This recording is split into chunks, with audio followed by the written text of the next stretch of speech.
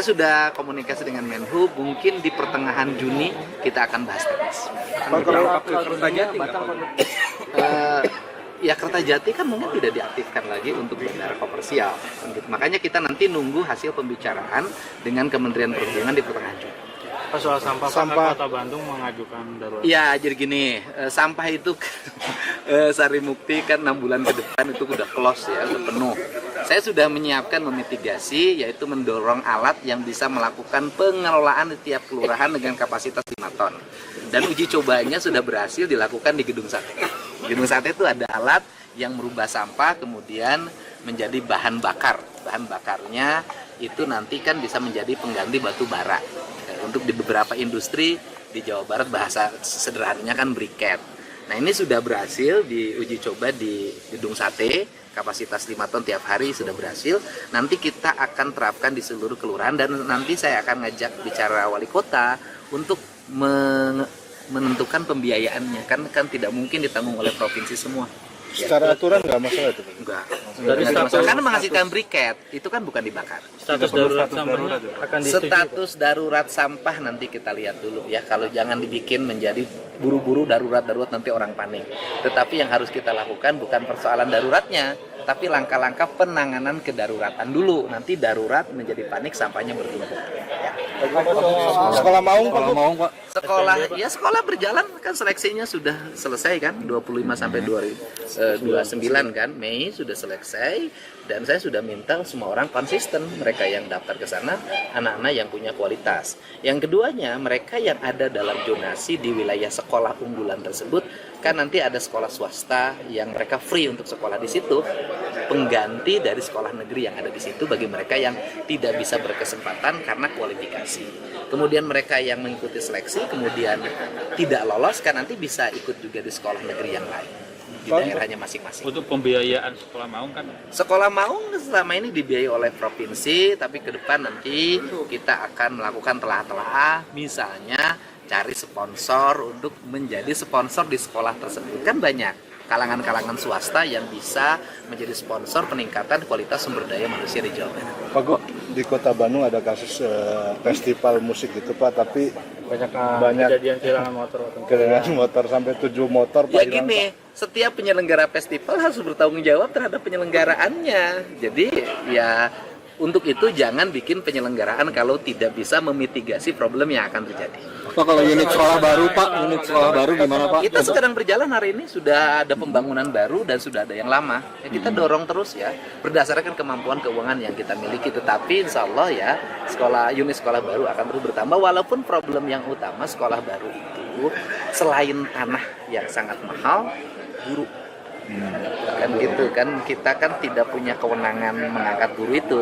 Dan nanti kalau ada nanti saya akan bicarakan dengan Kementerian Pendidikan Dasar dan Menengah, bisa nggak kita mengangkat guru berdasarkan kualifikasi yang kita miliki. Untuk yang di Arca Manik mungkin Pak, itu rencananya unit sekolah baru yang di Arca Manik untuk pengosongan lahan itu untuk dijadikan sekolah Maung atau sekolah negeri? Sekarang saya belum tahu ya, yang Arca Manik saya belum. Apa yang Arca Manik Bapak tahu? Belum tahu, saya belum tahu ya. Kalau belum tahu lagi rame di sosial media. Apa tuh? Medsos itu statement Jabar Gini. Jabar barbar Pak. Warga Minang udah melaporkan ke polisi. Iya, jadi ginilah. Saya sih selalu melihat ya, segala sesuatu yang berkembang itu kita tanggapi secara dewasa. Bahwa hari ini saya tegaskan, orang Jawa Barat itu sudah sejak lama toleran. Orang Jawa Barat itu dari dulu toleran. Nah, kemudian kalau ada konflik-konflik intoleransi lebih disebabkan karena satu, miskomunikasi. Yang kedua, biasanya juga para pelaku intolerannya bukan warga Jawa Barat yang asli biasanya, gitu loh. Ya kebetulan mereka menjadi urban di sini, seringkali berkonflik dengan sesama urban lagi. Tapi sekarang makin setelah saya pimpin kan sudah makin redup. Insya Allah deh Jawa Barat provinsi yang terbuka. Segini aja deh kalau ngomong tentang keterbukaan Jawa Barat, provinsi mana yang seterbuka Jawa Barat? Gitu aja. Provinsi mana yang seterbuka Jawa Barat? Nggak ada, cuman Jawa Barat provinsi yang terbuka. Jadi tidak ada kalimat kata bar bagi Jawa Barat. Buktinya Jawa Barat semua orang bisa hidup di sini dan nyaman. Sudah. Pernah nggak di Jawa Barat ada konflik antar suku? Ya udah, berarti ucapan itu sebenarnya terpatahkan dengan kehidupan masyarakat yang harmoni. Biasanya yang jadi sorotan adalah persoalan konflik rumah ibadah, gitu loh. Itu saja. Nah, konflik rumah ibadah itu bisa diselesaikan dengan pendekatan yang harmoni, pendekatan yang biasanya ada konflik di lingkungan, ada problem seperti itu, dan selama ini juga selesaikan. Sabar dulu, nanti juga akan mulai bekerja. Nanti Jumat saya juga meresmikan pabrik sepatu. Nanti mungkin beberapa bulan lagi saya akan meresmikan beberapa pabrik. Ya, karena waktu itu ketika saya rintis, mereka bisa bangun dan bisa berproduksi, orang bisa kerja. Pinpa sudah bisa produksi, BYD bisa produksi, sebagaimana apa yang saya sampaikan. Yang kedua, pendidikan kan kita dorong tuh.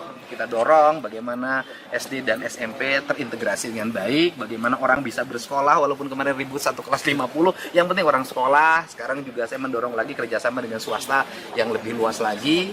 Terus kemudian juga persoalan kemiskinan, kita kan aspek-aspek yang bersifat konsumeris kita tekan terus, sehingga orang bisa menyelamatkan keuangannya bukan untuk yang konsumtif. Kan landasan itu, tata ruang kita benahi, sekarang lagi proses, ya semuanya sudah on the track ya, on the track. Dan dari on the track itu, saya kan tidak pernah ngomongin dari dulu, kapan gue baru ngomongin IPM.